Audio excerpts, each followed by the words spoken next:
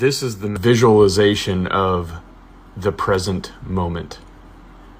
Look at this. Really like the past, present, and future.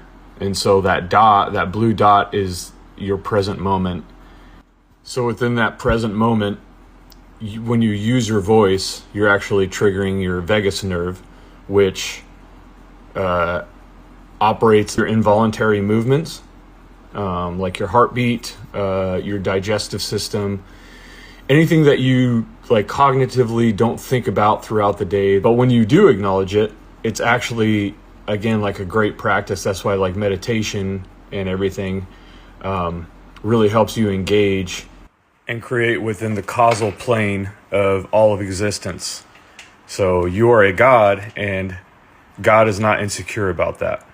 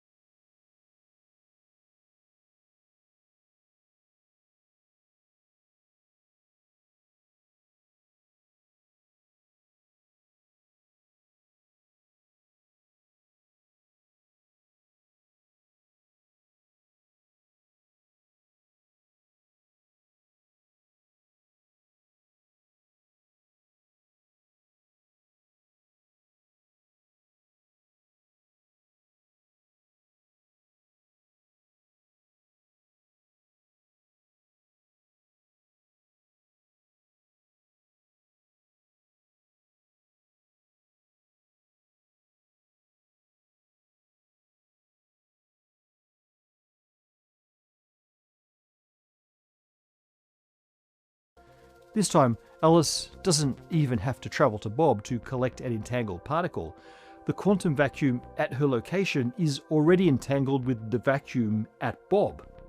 She can make a measurement and send the results of that measurement to Bob by classical channels, and Bob can use that information to extract real energy. Let's look at what the quantum fields are actually doing in the QET protocol. As I mentioned earlier, we can think of the quantum vacuum as being made up of every possible frequency mode, which together cancel each other out to yield the apparent emptiness, zero average energy, observed on large scales. But this balance can be disturbed. It's disturbed by black holes to produce positive energy outside the black hole and negative within. That's Hawking radiation. And it's disturbed by the measurements made by Alice and Bob. Alice's measurement yields a positive energy, and that means she has injected energy into the vacuum. She disturbed the vacuum, so the underlying vibrational modes no longer cancel, but rather yield an excited state.